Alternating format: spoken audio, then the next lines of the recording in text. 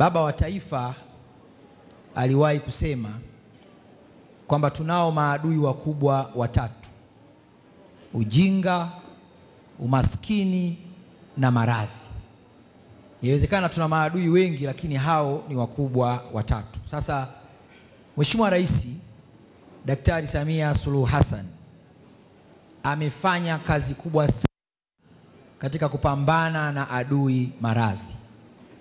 Katika kipindi chake cha miaka minne, moja ya ajenda ambazo zilimsukuma sana ni kuhakikisha Watanzania walioko mijini na vijijini kwanza wanapata huduma za afya karibu na maeneo wanayoishi, kwa maana ya accessibility.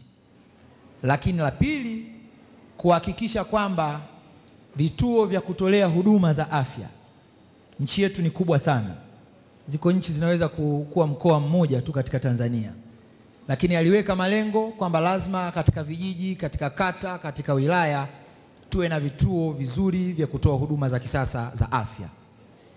Katika miaka minne peke yake, Mheshimiwa Rais amefanikiwa kujenga hospitali za wilaya 129 katika wilaya zote za Tanzania.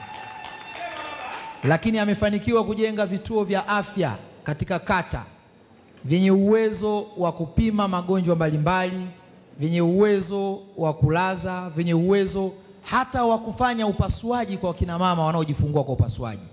Vituo vya afya 485 ndani ya miaka minne. Lakini Mheshimiwa Rais ametambua kutokana na jiografia ya nchi yetu, wako wagonjwa wanahitaji huduma za magari ya dharura, na magari haya yalikuwa hayatoshi. Katika kipindi chake, kila halmashauri imepata magari mapya ya kisasa mawili. Moja kwa ajili ya kubeba wagonjwa, ambulance, la pili ni kwa ajili ya kubeba watoa huduma wa sekta ya afya. Kwa hiyo haya ni mafanikio makubwa. Lakini Mheshimiwa Rais amejenga majengo ya wagonjwa wa dharura EMDs katika hospitali zote 129 ambazo amezijenga.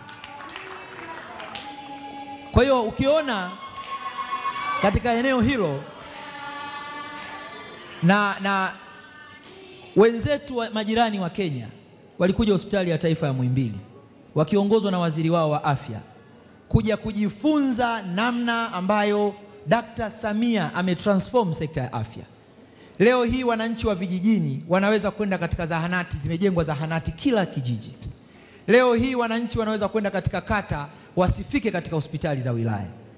Na ili uweze kujenga taifa, unahitaji kuwa na wananchi wenye afya bora. Na kutokana na kazi hii nzuri aliyoifanya Rais, ikiwemo kujenga hospitali za rufaa za kanda. Juzi nimetembelea Arusha hapa, inajenga hospitali ya bilioni karibu 13 ambayo itakuwa ni 5-star hospital, ina uwezo wa kutibu magonjwa yote, ina MRI, ina magonjwa, ina mashine za kusafisha figo, na itakuwa na uwanja wa helikopta juu. Watalii watakaokuwa